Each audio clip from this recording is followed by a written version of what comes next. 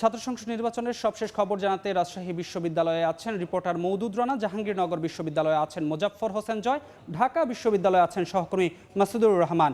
সরাসরি প্রথমেই যাচ্ছি রানার কাছে। রানা, ক্ষণে ক্ষণে উত্তেজনা ছড়াচ্ছে রাকসু কেন্দ্রীয় ছাত্র সংসদ নির্বাচন, হল নির্বাচন এবং সিনেট ছাত্র প্রতিনিধি নির্বাচনকে কেন্দ্র করে।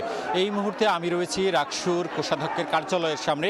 তার গেটে অবস্থান নিয়েছে বৈষম্য বিরোধী ছাত্র আন্দোলনের সাবেক সমন্বয়ক, শিক্ষার্থীদের একটি অংশ, অন্যদিকে রয়েছে ছাত্রদলের নেতাকর্মীরা। আমরা যেটি দেখেছি যে সকালে পূর্ব ঘোষণা অনুযায়ী 2024-25 শিক্ষাবর্ষের ছাত্রদের ভোটার তালিকায় অন্তর্ভুক্ত করার দাবিতে এখানে ছাত্রদলের নেতাকর্মীরা অবস্থান নেয়। এরপর তারা কোষাধ্যক্ষ কার্যালয়ের যে প্রধান ফটক রয়েছে সেখানে তালা ঝুলিয়ে দেয় এবং এক পর্যায়ে মনোনয়ন বিতরণের যে টেবিল ছিল সেটি উল্টে ফেলে চেয়ার ভাঙচুর করে। এবং এর কিছুক্ষণ পরে সাবেক সমন্বয়ক সালাউদ্দিন আম্বার তিনি তার মনোনয়নপত্র উত্তোলন করতে আসেন এবং তখন ছাত্রদলের নেতাকর্মীরা তাকে ঘিরে স্লোগান দিতে থাকে।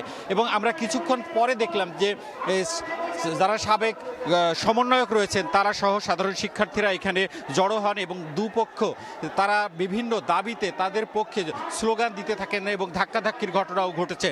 এবং আমরা যত দেখছি যে সময় যত গড়াচ্ছে উত্তেজনা তত আসলে বাড়ছে। এবং রাকসু নির্বাচন কমিশন যেটি বলছেন যে এই পরিস্থিতিতে মনোনয়নপত্র বিতরণ করা সম্ভব হচ্ছে না, সে কারণে শেষ দিনেও মনোনয়ন বিতরণ কার্যক্রম স্থগিত রয়েছে। এবং আমরা জানতে পারছি যারা মনোনয়নপত্র উত্তোলন করেছেন সেসব শিক্ষার্থী এবং যারা সাবেক সমন্বয়ক রয়েছেন তারা ছাত্রদলকে এখানে যে কোষাধ্যক্ষের কার্যালয় রয়েছে সেখান থেকে সরিয়ে দেওয়ার চেষ্টা করছেন। অন্যদিকে ছাত্রদল নেতাকর্মীরা বলছেন তাদের যে দাবি রয়েছে যে চলতি শিক্ষাবর্ষের যেসব শিক্ষার্থীরা তাদের ভোটাধিকার যদি না দেওয়া হয়, ভোটার তালিকা নতুন করে না করা হয়, তাহলে তারা নির্বাচনে যাবেন না এবং এখানে আসলে মনোনয়নপত্র বিতরণ করতেও দিবেন না। আমরা প্রশাসনের সাথে কথা বলেছিলাম, বিশ্ববিদ্যালয় প্রশাসন বলছে যে এই মুহূর্তে আসলে তারা সিদ্ধান্ত নেবেন, তারা আলোচনায় বসবেন, আলোচনার পর সিদ্ধান্ত নেবেন। আপনাকে জানিয়ে রাখি যে ছাত্রদলের দাবির কারণে এই নির্বাচন 10 দিন পিছিয়েছে এবং মনোনয়নপত্র উত্তোলন সময়সীমা 5 দিন বেড়েছিল এবং আজকে তার শেষ দিন ছিল। এই পর্যন্ত বিভিন্ন পদে 550 জনের মতো মনোনয়নপত্র উত্তোলন করেছে। তবে এখন পর্যন্ত আসলে এই মনোনয়নপত্র উত্তোলনের সময়সীমা বাড়বে কিনা এবং সামনের পরিস্থিতি কী হবে সেটি আসলে অনিশ্চিত। আমরা এখন যাব জাহাঙ্গীরনগর বিশ্ববিদ্যালয়ের কেন্দ্রীয় ছাত্র সংসদ নির্বাচনের খবর জানতে। সেখানে রয়েছে সহকর্মী জয়। জাহাঙ্গীরনগর বিশ্ববিদ্যালয়ে প্রায় 33 বছরের পাওয়া না পাওয়া শিক্ষার্থীদের নানা ব্যর্থতা গঞ্জনা বিভিন্ন কিছুর যে আকাঙ্ক্ষা, সেই আকাঙ্ক্ষার পরিসমাপ্তি ঘটতে পারে এই 8 দিন নির্বাচনী প্রচারণার মধ্য দিয়ে।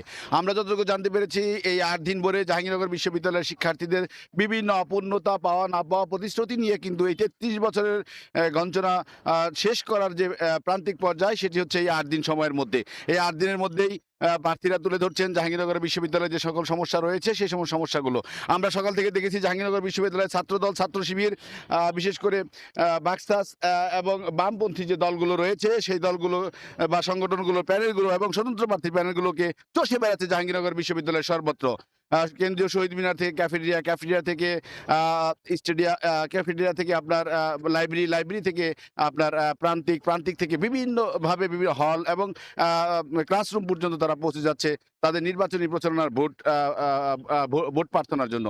জাহাঙ্গীরনগর বিশ্ববিদ্যালয়ে প্রার্থীরা বলছেন যে অনেক কিছুই উঠে আসছে, ট্রান্সপোর্ট অসুবিধা সহ, ডাইনিং অসুবিধা সহ, পরিবহন অসুবিধা সহ বিভিন্ন ধরনের সমস্যা রয়েছে জাহাঙ্গীরনগর বিশ্ববিদ্যালয়, যেগুলোকে জাহাঙ্গীরনগর বিশ্ববিদ্যালয়কে পূর্ণ বিনির্মাণ করতে হলে, বিশেষ করে পূর্ণ বিনির্মাণের প্রতিশ্রুতি নিয়ে জাহাঙ্গীরনগর বিশ্ববিদ্যালয়ের যে প্যানেল রয়েছে সেই প্যানেলগুলো কাজ করে যাচ্ছে এবং তারা সেই প্রতিশ্রুতি বাস্তবায়নের জন্য বদ্ধপরিকর বলে আমাদেরকে জানিয়েছে।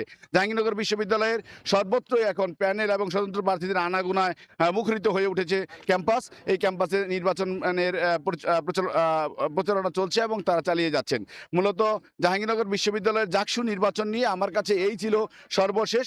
আমরা চলে যাব এখন ঢাকা বিশ্ববিদ্যালয়ের ডাকসু নির্বাচন নিয়ে বিস্তারিত জানাবেন আমাদের সহকর্মী মাসুদুর রহমান। ডাকসু ও হল সংসদ নির্বাচনের 6ষ্ঠ দিনের প্রচারণা চলছে। সকাল থেকেই ক্যাম্পাসের বিভিন্ন এলাকায় আমরা প্রদক্ষিণ করেছি এবং প্রতিটি জায়গায় আমরা দেখেছি যে প্রার্থীদের স্বতঃস্ফূর্ত অংশগ্রহণ এবং শিক্ষার্থীদের যাদেরই তারা পেয়েছেন তাদের কাছে দ্বারে দ্বারে পৌঁছানোর চেষ্টা করেছেন তাদের হাতের লিফলেট। এবং পরবর্তীতে আমরা যেটি দেখেছি যে আজকে ডাকসু নির্বাচনের প্রচারণার বাইরে গিয়ে যে বিষয়টি আলোচনা এসেছে সেটি হচ্ছে যে ছাত্র শিবির সমর্থিত প্যানেলের জিএস পদপ্রার্থী এস এম ফরহাদের বিষয়ে হাইকোর্টের একটি রিট নিয়ে আজকে আসলে বিভিন্ন প্রার্থীদের মধ্যে আলাপ আলোচনা চলছে। যেই গ্রাউন্ডে রিটটি করা হয়েছে সেই গ্রাউন্ড নিয়েই সবাই আসলে কথা বলছেন। আমরা এর আগে ছাত্র অধিকার পরিষদের যে প্যানেল, সেই প্যানেলের যে ভিপি প্রার্থী বিনিয়ামিন মোল্লা, তার কাছে এই বিষয়ে রিয়াকশন জানার চেষ্টা করেছিলাম।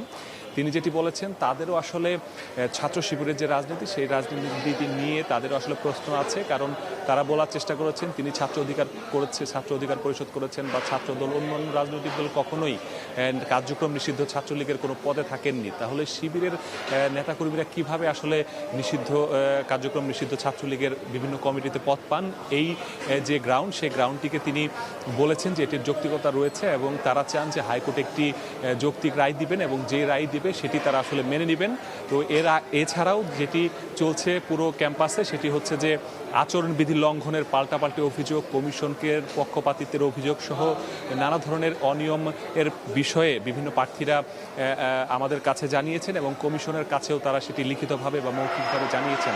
তাদের যেটি অভিযোগ যে কমিশন বেশিরভাগ ক্ষেত্রেই নীরব থাকছে, তবে কমিশন আবার অপর প্রান্ত থেকে বলছে যে তারা যে অভিযোগই পাচ্ছে সেটির বিরুদ্ধে তারা আসলে ব্যবস্থা নিচ্ছে। এই ছিল আসলে আমার কাছে ডাকসু নির্বাচনের সবশেষ তথ্য। ছাত্র সংসদ নির্বাচনের সবশেষ খবর জানতে আমরা যুক্ত ছিলাম রাজশাহী বিশ্ববিদ্যালয়, জাহাঙ্গীরনগর বিশ্ববিদ্যালয় এবং ঢাকা বিশ্ববিদ্যালয় থেকে।